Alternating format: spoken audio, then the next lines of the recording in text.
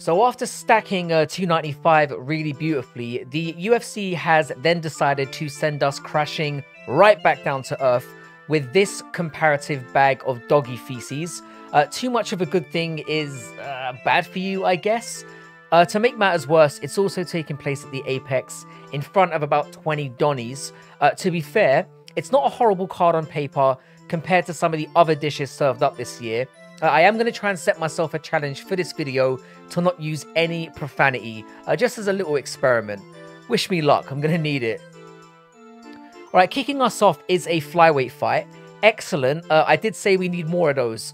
Charles Johnsson, if I'm not mistaken, is the brother that sports a soul patch on the back of his head, often in an array of different colours.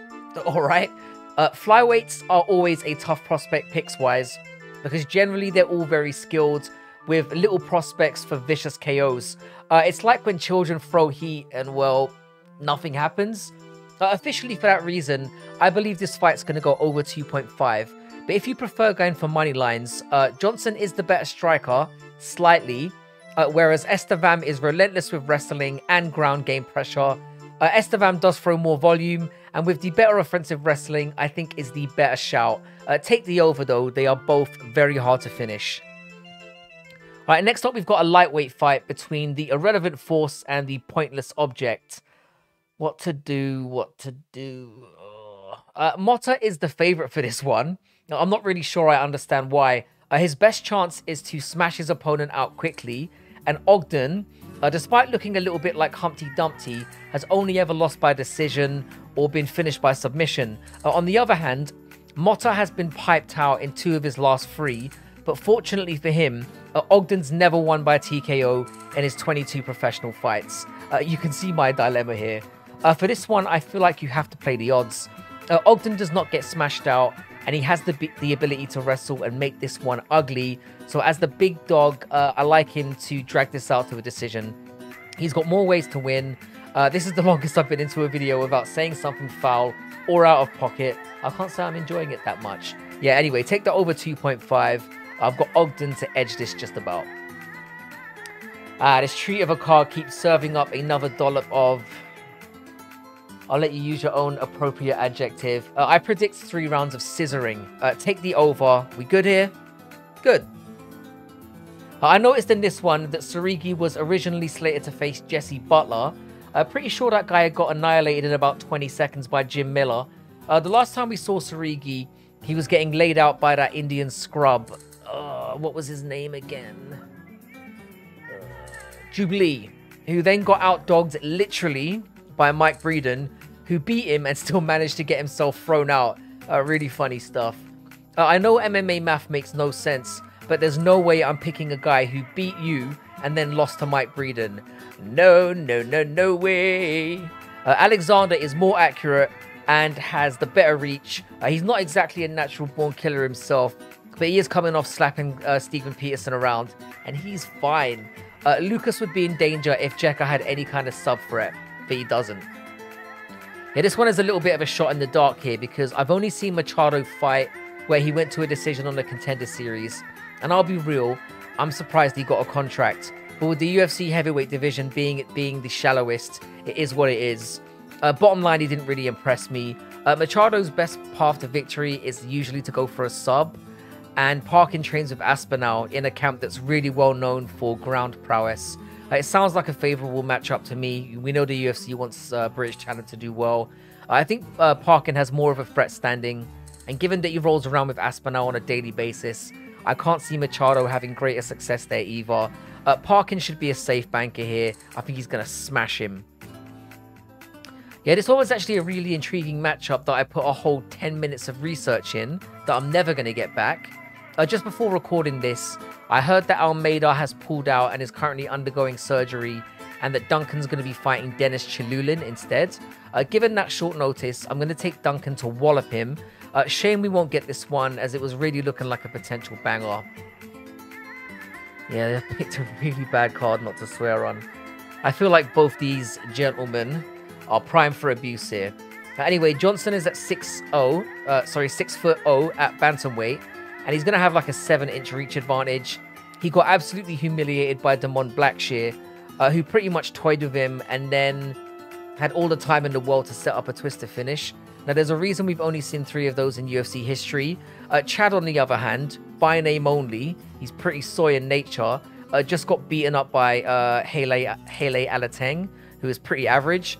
If Chad used wrestling more, I'd feel like Johnsson could be here for the taking, as he's very weak on the ground. I'm going to take Johnsson to use the distance to outpoint Chad over 3 rounds. Personally, I'm not betting on this, though. I honestly don't think either of these guys are UFC caliber. Alright, so all week I was gearing myself up to pick Jonathan Pearce. I love his offensive wrestling pressure, his volume striking, his intelligence in the cage, and his tank. On the flip side, Brito usually gasses horribly if the fight gets out of the first round, but he does have more than that to his arsenal with a really nasty submission game. And given that Pearce is going to look to take it down there, you see what I'm saying. What really swayed me, though, and I don't really recommend making this approach, Brito has wins against both Diego Lopez, who I might actually have a man crush on at this point, and Shepe Mariscal, who just got done making light work of that Donny with the mullet. Jenkins, yeah. I actually think Pearce is actually quite good, but he just beat Elkins, Amir Khani, who doesn't really have more than a round.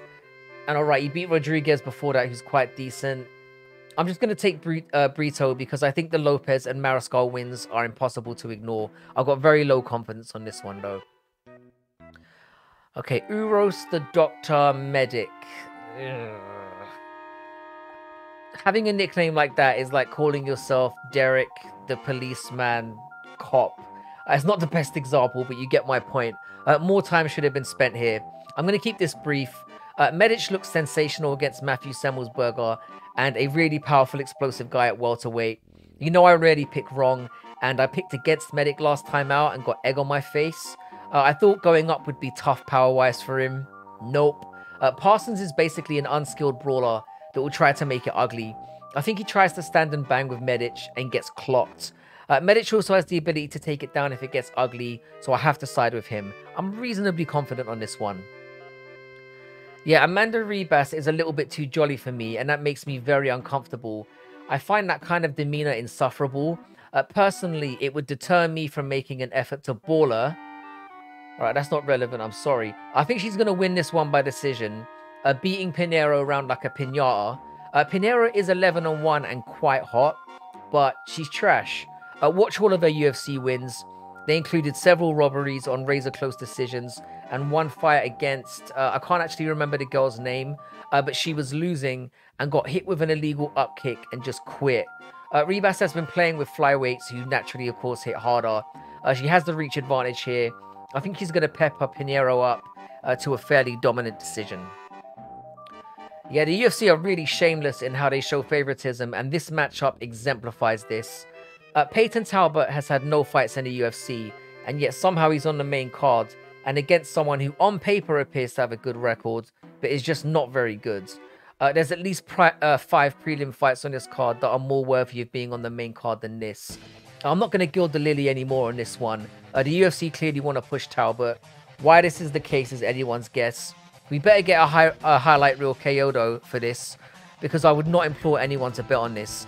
Minus 550 is probably the best you will find, and that's just silly odds. For banter, I hope Talbott gets slapped. Yeah, I'm really conflicted about this one. I used to dunk on Chase Hooper all the time, and I'll be real, I kind of enjoyed doing it.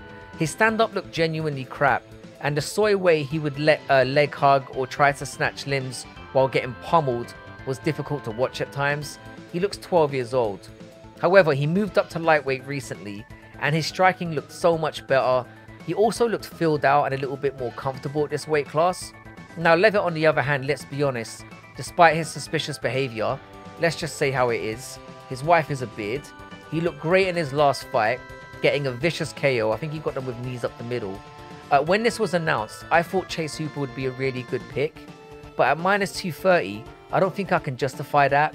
This should really be a pick'em. So the fact that it isn't means that you should probably throw something low risk on the Monkey King.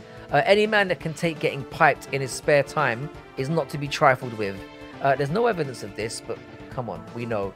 It's a coin toss, so Leavitt for me represents way better value. Yeah, at first I thought the odds on this one were a little bit too wide, but I've since reflected and it does make a lot of sense. Jake Matthews is a weird one and a gambler's nightmare. At times he goes out and looks fantastic, and then when you think he's turned a corner, he lays an egg and then loses again.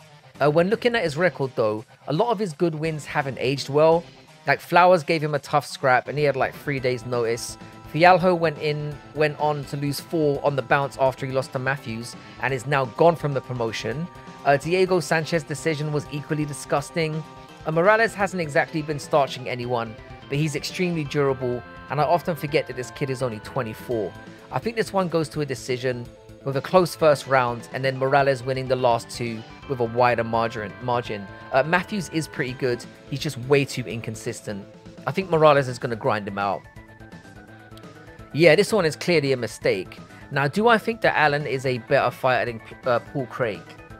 Yeah, kind of, but it's debatable. At minus 395, you would be brain dead to bet on that. There's no value in this one whatsoever. Can I advise you to bet on Craig to win though?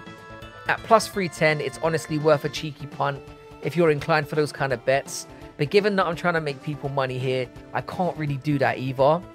I do think Allen's going to win this fight. However, at minus 395, you can get... Craig looked fantastic in his middleweight debut. He could be unstoppable at middleweight. We just don't know. What we do know, though, is that both men can be finished and both men can finish, and neither man has ever gone over 3 rounds. If you want to play it safe, take the fight to not go the distance. You can basically get the same odds as if you bet Allen straight up with none of the risk. If you fancy a long shot, Craig is way undervalued at plus 310.